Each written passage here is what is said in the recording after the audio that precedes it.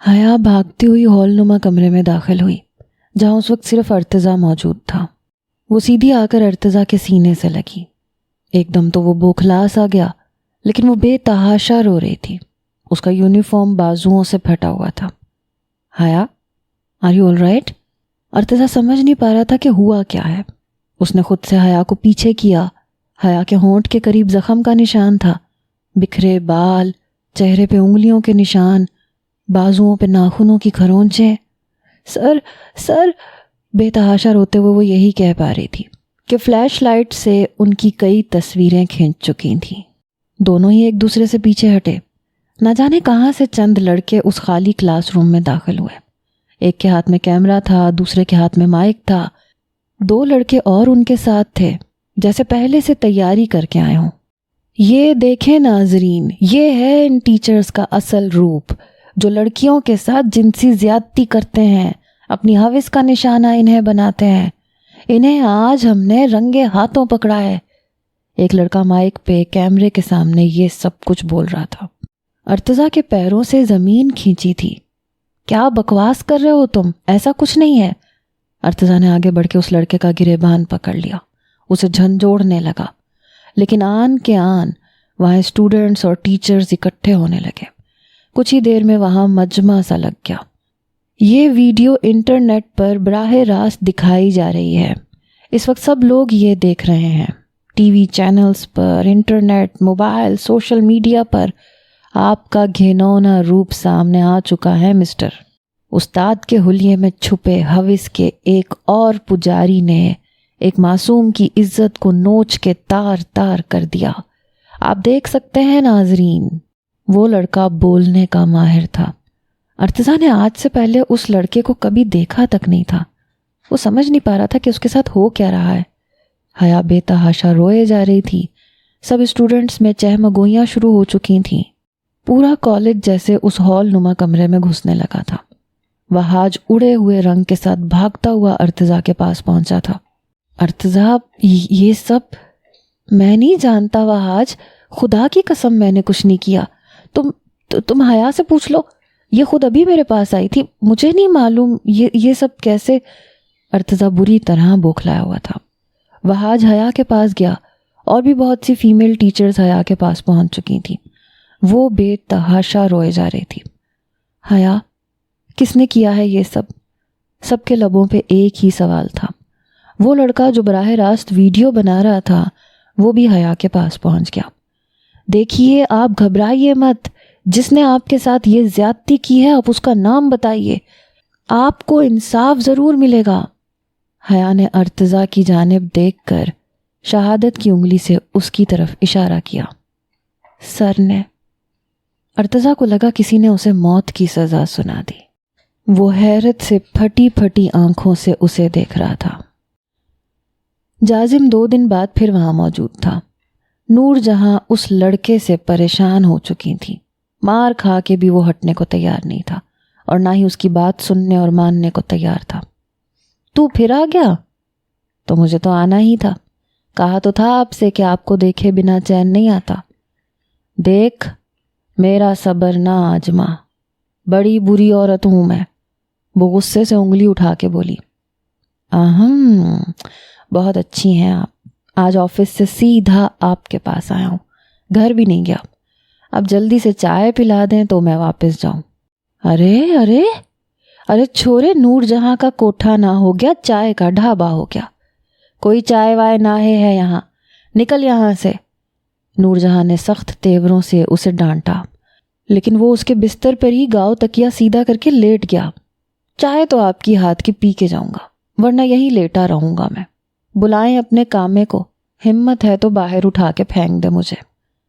نور جہاں اس کی ڈھٹائی سے تنگ آنے لگی تھی۔ آری، او سدا بہار، جا کے 1 کپ چائے بنا کے لا۔ نور جہاں نے ناگواری سے جازم کو دیکھ کے سدا بہار کو ہانک لگائی۔ آپ کے ہاتھ کی پی کے جاؤں گا، کسی اور نے بنائی تو سیدھا زمین پہ کپ پٹک دوں گا۔ ارے کوئی بدماش ہے تو؟ نہیں، بہت شریف انسان ہوں، لیکن غصے اور ضد کا بہت برا ہوں۔ غصہ آئے تو کچھ بھی کر گزرتا ہوں۔ جازم نے متوازن لہجے میں کہا۔ جانے کس ڈھیٹ کی اولاد ہے تو، کمبخت، ٹلنے کو تیار نہیں۔ نور جہاں خود تخت سے اٹھ کے کھڑے ہوتے ہوئے بولیں، پتا تھا کہ چائے اسی کی ہاتھ کی پیے گا۔ ایسے تو نہ کہیں، باپ تو بہت شریف ہے میرا۔ ہاں، ماں بہت نخریلی ہے، غصے کی بھی تیز ہے، شاید اسی پہ چلا گیا ہوں، جازم نے مسکرا کے کہا۔ نور جہاں گھورتے ہوئے وہاں سے چلی گئی۔ ارتضیٰ نے سیکنڈ ایئر کی کلاس لینی چھوڑ دی تھی۔ حیا کا سامنا بھی دوبارہ اس سے نہیں ہوا تھا۔ فائنل ایئر کی کلاس لے کے وہ باہر نکل رہا تھا۔ انہی دنوں شیکسپیئر کے ایک ڈرامے کی ریہرسل بھی چل رہی تھی۔ اسی سلسلے میں پریکٹس کے لیے اسٹوڈنٹس ہال نما کمرے میں ہی ریہرسل کر رہے تھے، اور کئی بار ارتضیٰ کو بھی وہاں جانا پڑ جاتا تھا، لیکن اس وقت چھٹی ہو چکی تھی۔ وہ گھر کے لیے نکلنے ہی والا تھا جب ایک اسٹوڈنٹ نے اسے اسی ہال نما کمرے میں جانے کے لیے کہا کہ کچھ اسٹوڈنٹس اسے وہاں بلا رہے ہیں۔ لیکن جب وہ وہاں پہنچا تو پورا ہال خالی تھا۔ سامنے اسٹیج بنا ہوا تھا، لیکن پورا اسٹیج پردے سے ڈھکا ہوا تھا۔ اسے لگا کہ شاید اسٹوڈنٹس پردے کے پیچھے ہیں۔ ابھی وہ اسٹیج تک پہنچا ہی تھا کہ کسی کے قدموں کی چاپ سنائی دی۔ سامنے کا دروازہ کھلا ہوا تھا جہاں سے ایک لڑکی بھاگتی ہوئی آ رہی تھی۔ پورے ہال میں بس چند لائٹس ہی جل رہی تھیں۔ ایک بڑی لائٹ سامنے جل رہی تھی جو سیدھی اس کی آنکھوں میں پڑ رہی تھی۔ ابھی تو وہ ٹھیک سے دیکھ بھی نہیں پایا تھا، سمجھ بھی نہیں پایا تھا، جب وہ لڑکی اس کے سینے سے لگ کے رونے لگی۔ وہ بری طرح سے بوکھلایا۔ جب دیکھا تو وہ حیا تھی، لیکن بکھری اجڑی حالت میں۔ خود سے اسے پیچھے کیا، چہرے پہ انگلیوں کی چھاپ، ہونٹ کے قریب زخم، بازو سے پھٹا یونیفارم، گردن پہ، بازو پہ ناخنوں کی کھرونچوں کے نشان۔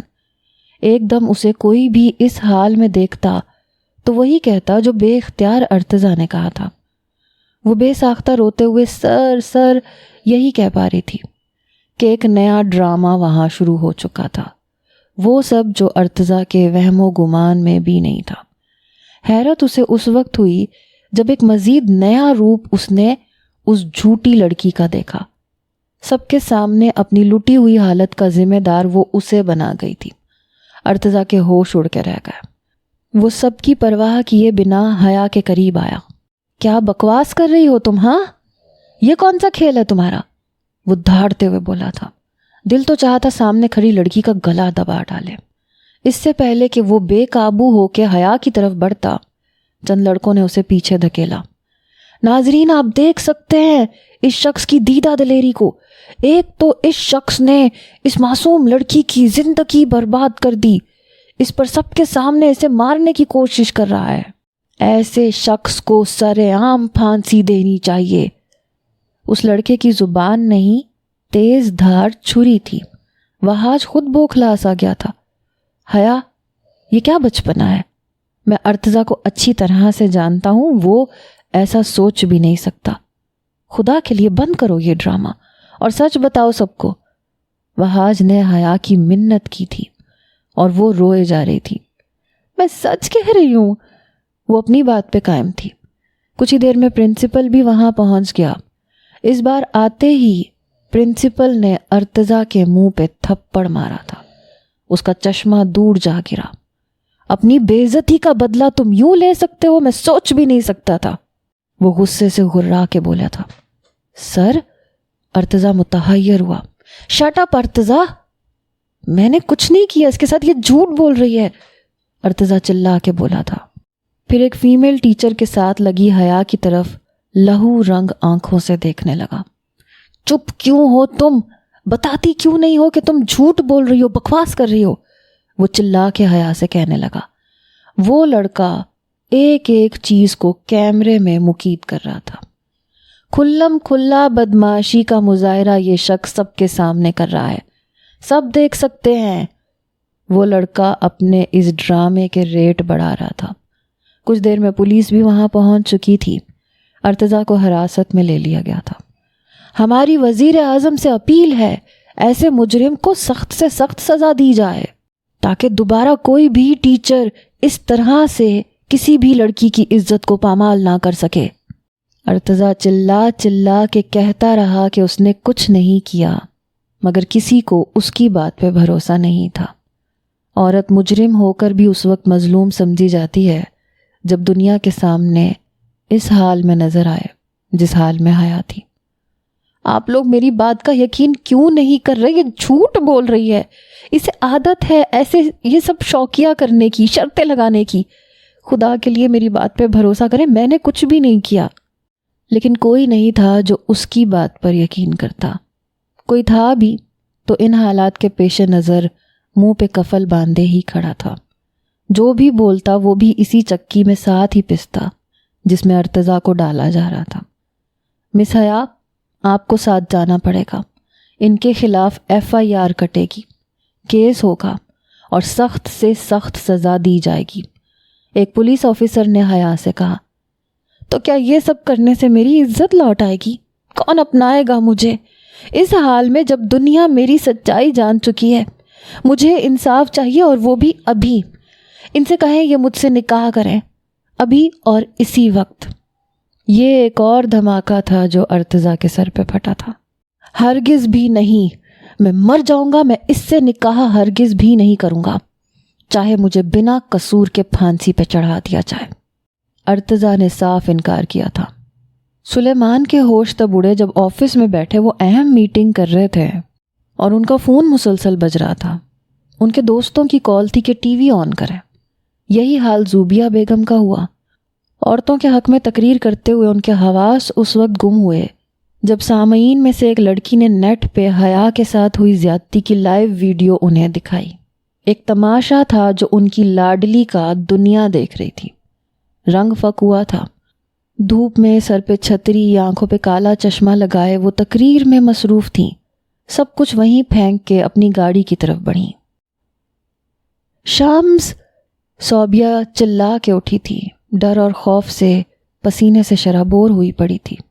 سامنے گھڑی کی طرف دیکھا تو رات کا 1 بجا رہی تھی۔ جس قدر بھیانک خواب دیکھا تھا، سوچنے سمجھنے کی ساری صلاحیت سلب ہو گئی تھی۔ یاد تھا تو صرف شمس، اس کی بات ہے۔ اگر اسے کچھ ہو گیا تو کیا کرے گی صوبیہ؟ جی کر کیا کرے گی؟ وہ بھی مر جائے گی۔ جذبات پھر سے نئے ہوئے۔ جلدی سے الماری کھولی اور اپنے کپڑے ایک چھوٹے سے بیگ میں ڈالنے لگی۔ زیور بھی اسی کی الماری میں رکھا تھا۔ لاکر کھول کر ڈبوں میں سے زیور نکال کے بیگ میں رکھا، خالی ڈبے واپس لاکر میں رکھے، کالے رنگ کی چادر سے خود کو اچھے طریقے سے لپیٹا اور کمرے سے نکل گئی۔ رات کا سناٹا تھا، سب کمروں میں تھے۔ بہت محتاط قدم اٹھاتی ہوئی وہ چھت پہ پہنچی۔ وعدے کے مطابق شمس بھی موجود تھا۔ ایک چھوٹا سا بیگ اس کے پاس بھی تھا۔ صوبیہ کو دیکھ کر اس نے سب سے پہلے بیگ اس کے ہاتھ سے لیا، پھر گھر کی پچھلی جانب لے گیا۔ پہلے خود نیچے کودا، پھر دونوں ہاتھ بڑھا کے صوبیہ کو اتارا۔ پچھلی گلی سنسان تھی۔ چہرہ چھپاؤ اپنا صوبی، شمس نے دھیمے سے کہا۔ پچھلے راستے سے نکل کر وہ گلیوں گلیوں سے ہوتے ہوئے مین روڈ پہ پہنچے۔ اس وقت وہ اپنے گھر سے کافی دور تھے۔ مین روڈ پہ ٹریفک بہت کم تھا۔ کافی دیر بعد انہیں رکشہ ملا۔ سیدھا بس کے اڈے پہ پہنچے۔ ایک کرسی پہ صوبیہ کو بٹھا کے شمس بس کی 2 ٹکٹیں لینے چلا گیا۔ جیسے ہی پہلی بس وہاں پہنچی، مسافر ابھی ٹھیک سے اترے بھی نہیں تھے کہ انتظار میں کھڑے مسافر بس پہ چڑھنے لگے۔ لوکل بس تھی جہاں سیٹیں کم اور مسافر زیادہ ہوتے ہیں، اسی لیے اسی بھگدڑ میں شمس بھی صوبیہ کا ہاتھ پکڑ کے بس میں سوار ہوا۔ اتفاق تھا کہ دونوں کو سیٹ بھی ایک ساتھ ہی مل گئی تھی۔ لیکن وہاں سے اترتے ہوئے مسافروں میں سے ایک شخص تھا جو شمس کو جانتا تھا۔ تم شمس ہو نا؟ مکینک شاہ جی کی ورکشاپ پہ کام کرتے ہو؟ وہ شخص شمس کو پہچاننے کی کوشش کر رہا تھا۔ جی نہیں، آپ کو غلط فہمی ہوئی ہے۔ شمس نے جھوٹ بولا اور چہرے کا رخ بدل لیا۔ وہ شخص کندھے اچکاتا ہوا بس سے اتر گیا۔ صوبیہ کی جان میں جان آئی۔ جانے اب کتنے امتحان تھے جو اس کے منتظر تھے۔ کچھ ہی دیر میں بس چل پڑی۔ دونوں نے گہری سکون کی سانس لی، جیسے مصیبت ٹل گئی اور اب بس راوی چین ہی چین سنائے گا۔ لیکن آزمائشیں تو اب شروع ہونے والی تھیں۔ سکون کسے کہتے ہیں، چین کیا ہوتا ہے، یہ چیزیں تو وہ گھر کی دہلیز پار کرتے ہی پیچھے چھوڑ آئے تھے۔ شمس، مجھے ڈر لگ رہا ہے، صوبیہ نے خوف سے کہا۔ पहली बार इतना बड़ा कदम उठाया था।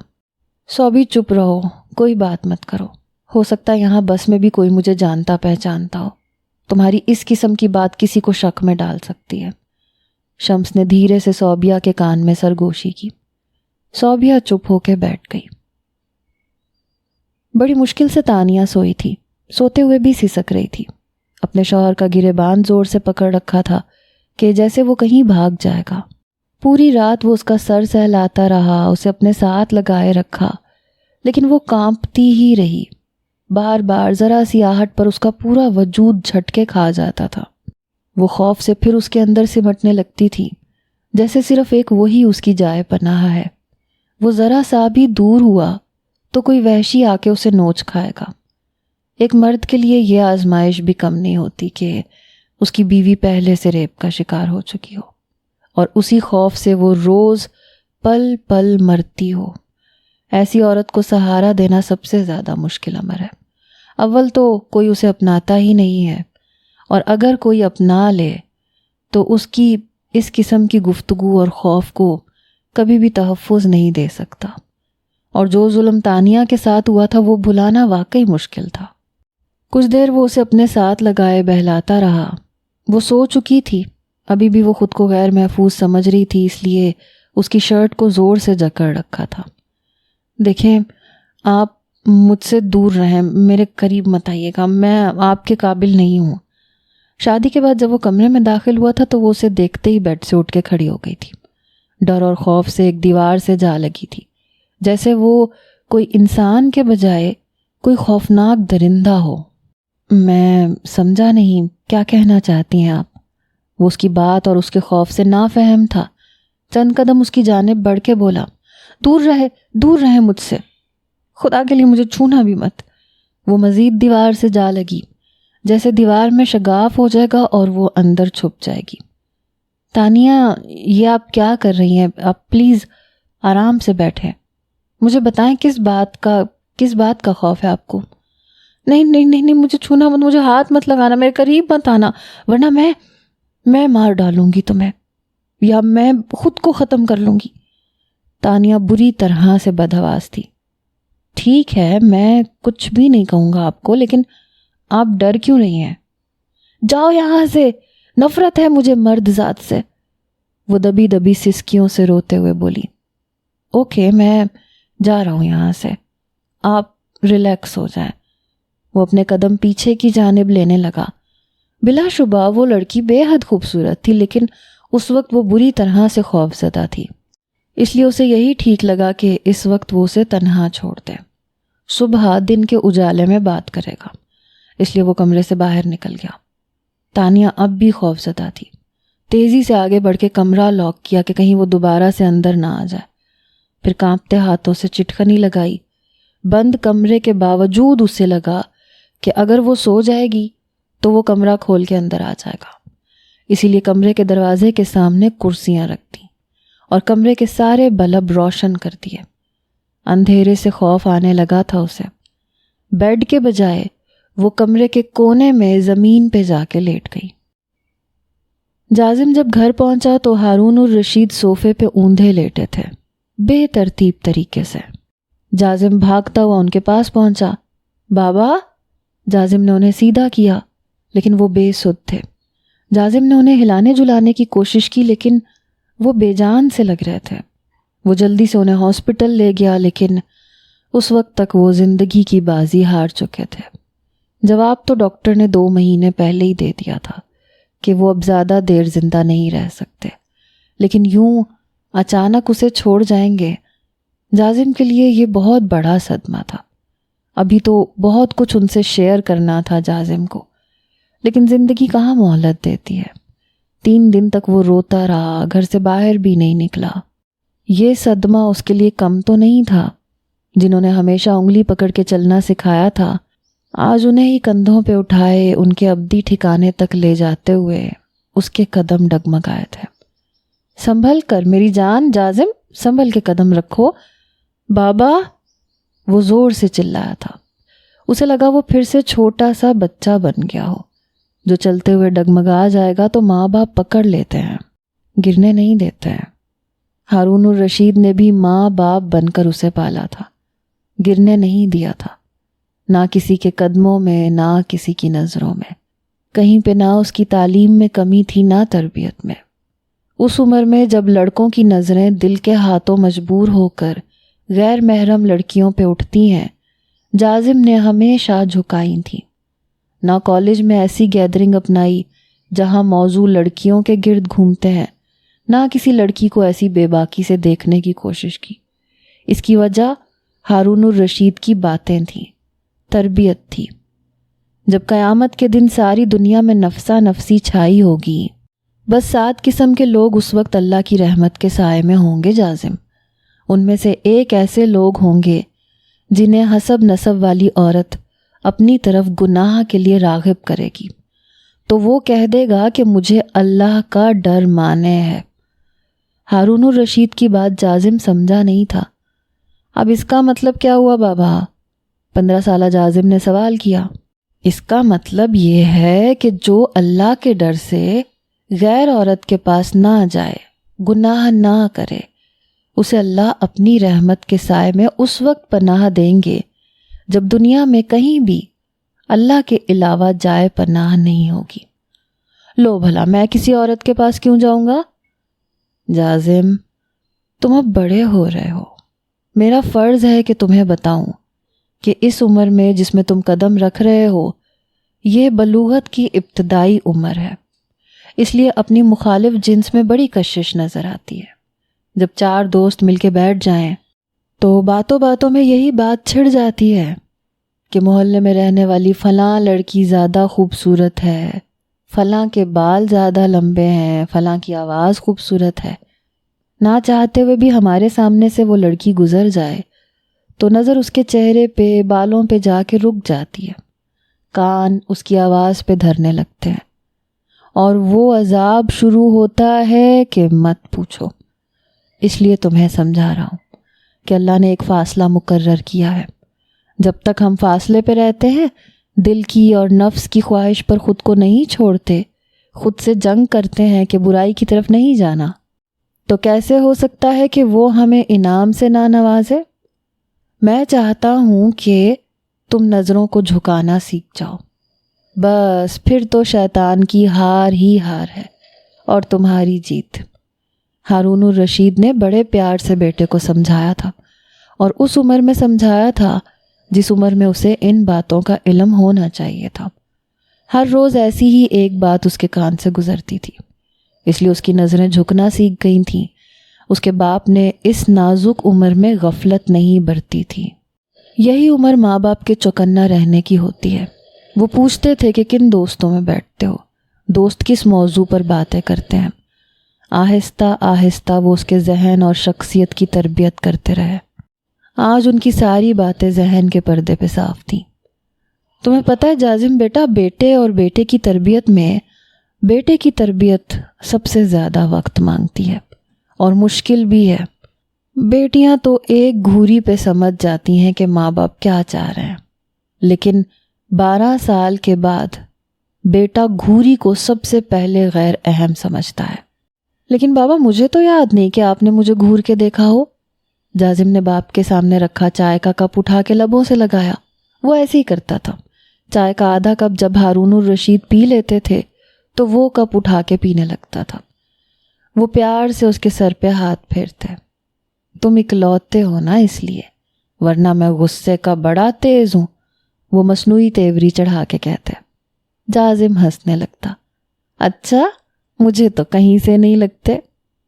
تم ذرا میرے خلاف چل کے تو دکھاؤ، پھر دیکھو میرا غصہ۔ ہارون الرشید جیسے پیار بھری تنبیہ کرتے۔ لیکن بابا مجھے کہاں چلنا آتا ہے، میں تو ابھی بھی آپ کا ہاتھ تھام کے چلتا ہوں، اور ہمیشہ آپ کا ہاتھ تھام کے ہی چلوں گا۔ اچھا، کب تک ہاتھ تھام کے چلنے کا ارادہ ہے؟ ہارون الرشید کی بات پہ وہ کچھ سوچتے ہوئے بولا، جب تک میرے بچے میرے جتنے ہو جائیں گے، تو ایک ہاتھ وہ آپ کا تھامیں گے اور ایک میں۔ جازم کی بات پہ وہ کھلکھلا کے ہنسنے لگے۔ یعنی تم میری جان نہیں چھوڑو گے کبھی؟ بالکل بھی نہیں۔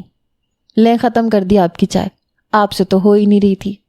خالی کپ ان کے ہاتھ میں تھما کے لاڈ سے کہتا رہا، بہت شریر ہوتے جا رہے ہو۔ ہارون الرشید کا مسکراتا چہرہ سامنے تھا، آنسوؤں کی جھڑی تھی جو لگ چکی تھی۔ جازم کے آنسو خشک نہیں ہو رہے تھے، نہ کوئی ہمدرد موجود تھا، نہ کوئی آنسو پہنچنے والا۔